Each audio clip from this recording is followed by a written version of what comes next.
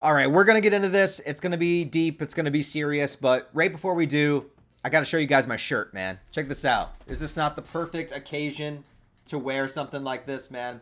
My buddy Harrison made this for me. It is awesome. I will link his stuff down below. It is a size too small, but kind of makes me look a little bit more jacked because of that. So, I'll take it for what it is. But yeah, is this not the coolest thing ever, man? Awesome, awesome. Thank you, bro. And I will link all of his stuff down below. He makes a lot of cool anime, manga, movies, TV shows, all that kind of artwork, and puts it on apparel. Really, really cool stuff. As well as like the other paintings and things that he does. So check it out. I'll link all of his stuff down below, man. Shout out to you. I feel as though this is the most violent and bloody chapter of the entire Vinland arc that we've had so far. And I think that that is for a very specific purpose, because a lot of this chapter focuses on Einar, where his state of mind is, what he is doing in this moment, and the ultimate culmination of his character arc. I think that this is a long time coming. I don't really see this as a shock so much because the seeds, no pun intended, the seeds had been planted for a very long time. Even in the farm arc where we first meet Einar, he has that rage within him, which, I mean, all of us have that rage within us to some degree or another, right? Especially during like this historical time period and the things that are going on. There is that sort of curiosity, and that's what Yukimura has talked about a lot in his chapters, of even the characters like Ivyar that passed away in the last chapter, who had never actually been in combat in a war, just kind of had that idea of what it would be like. There is something to say, there is something to talk about with that idea of rage being within all of us, the potential for rage, right? The potential is always there, and it brews over time, and depending on what you go through and what traumas you experience, it can get stronger and stronger. You're feeding your beast of darkness, right? And in Einar's defense here, obviously he is defending himself, right? But the chapter is about choice. But let me go back a little bit. So there's a lot of key moments that led up to where we are right now, but even back in the farm arc, there was that moment where Einar was full of rage against the warriors that had put him in the position he was in, rightfully so. He was angry at Thorfinn for a while when he first found out, rightfully so. And further on in that arc, there were moments where him and Thorfinn were talking about creating Vinland and what would you do in X scenario, and Einar talking about there is going to be an inevitable point where you would have to push back, you would have to use some sort of violence, or you would have to kill somebody in order to defend what's important to you, right? Like that's always going to be something that could happen, and it was always Einar that kind of brought that up. As well, when Arnid passed away, as much as that was a significant moment for the entire series, it was so extremely significant for Einar. And I love how even the beginning of this chapter, there's a caption that says he can't lose Arnid a second time, so he raises his spear, which is like really, really profound, and exactly where Einar's character is coming from. But when Arnid died, he wanted to go down there and like beat the shit out of Kettle, right? Like he was the one that was like, I'm gonna go do this, and Thorfinn was the one pleading for him to stop, pleading for him to not have to go down this road that Thorfinn himself and so many others have gone down, And I think that that is a common theme that you see in storytelling, where you have a character that has experienced all that pain and hardship and war and has killed and has been in life or death situations, and it's like after you've been through those situations, you no longer are capable of idealizing it. Instead, what you're trying to do is prevent other people from going down that same path, from going down that same road. Like, you don't want to end up like me. You don't want to have these nightmarish visions of all of these zombies pulling you down to Valhalla. You know what I mean?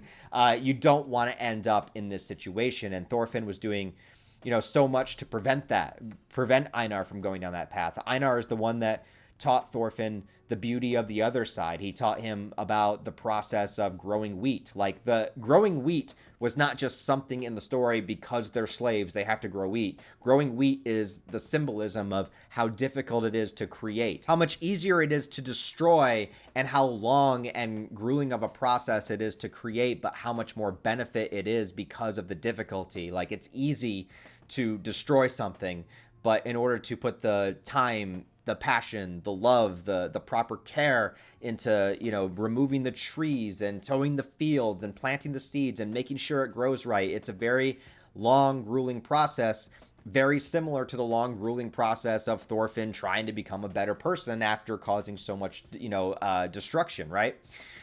So Einar was the guy that kind of represented that other side, or sparked that initial change, right? And so to see Einar now in this position where they've kind of switched, I mean, obviously Einar's not like a, you know, mercenary, you know, or anything. I'm not saying that. I'm just talking about symbolism. I'm not being literal. To see the kind of positions shift is very interesting, and I feel like it is a long time coming. I feel like this is exactly where the story was going to go. And it makes perfect sense to me. You know, Einar's always been one of my favorite characters. You know, I gotta represent my fellow gingers in storytelling because there's so few of us. But ever since the farm arc, you know, I sensed this moment would come. Not necessarily this exact scene, this exact scenario, but I knew there was going to be a moment where Einar was going to fall. And I think that we've reached that point. So let's talk about the actual chapter now that I've ranted so much about that. So Einar is in this position where he's backed up against the wall. He has a spear. A couple of the Lanu are arguing, debating about which one is going to attack him. They decide to go one by one because whoever gets the kill will take his spear. So, you know, Einar has to face them down one by one. And I love this imagery here, if I can show it, how, you know, Yukimura builds up the suspense of the fight that Einar is in, and the Lanu goes with the jab of the spear, and then the next panel immediately cuts to Vargar, I believe his name is, just ripping through the Lanu. Like, he brought the Jomsviking energy, that power, that brute force, and he is just striking with all of his might. And this guy, although he hasn't had a lot of characterization, you know, he owes a lot to Thorfinn. Saved his life, essentially. So, you know, to come back with reinforcements and help defend this territory is very important to him as well. Even though we don't know a ton about him, like, he has incentive. He has reason to fight as hard as he's fighting. And he's just tearing through. And there is so much violence to behold in these pages as he brings the reinforcements. You know, instill the fear of the Jomsviking into the Lanu. And they do, man. They just are wrecking shop. Like, the amount of detail that Yukimura goes in here with the violence and the gore is insane. It's been a while. It's been a long time. Probably not since the whole battle at the end of the Baltic Sea arc that we've seen, like, this much chaos. And it definitely, I think, hits a little bit harder because it's been a while. It's been so long since we've seen that amount of chaos that it's just, you see that gore and you're just like, damn. And it also reminds you of what a formidable force the Jomsvikings are, because, you know, we've been removed from that for so long now in the story that, you know, don't forget, like, these guys are legendary and historical for a reason. But it's also interesting that you go from this big kind of widespread, you know, page spread of a giant battle happening with all these seasoned veterans, all these seasoned warriors, and then it immediately cuts back to Einar. And instead of having an entire page of chaos and violence and destruction, we just have this, like still image. Obviously, it's a manga. It's all still images. I know. But what I mean is, like, I feel like when this is in the anime, when this is adapted, this is going to be like a freeze frame. This is going to be like a slow moment, you know? And Einar got him. Einar stabbed him. Einar won the fight. But not just won the fight, he killed. There was an interesting panel in, I think, the last chapter, or maybe the chapter before, where Einar is firing a bow off the top of the fortress, and he hits somebody but doesn't kill them. And then I commented when I reviewed that chapter, whichever one it was, that he had this kind of look on his face like, oh my God, did I actually kill him?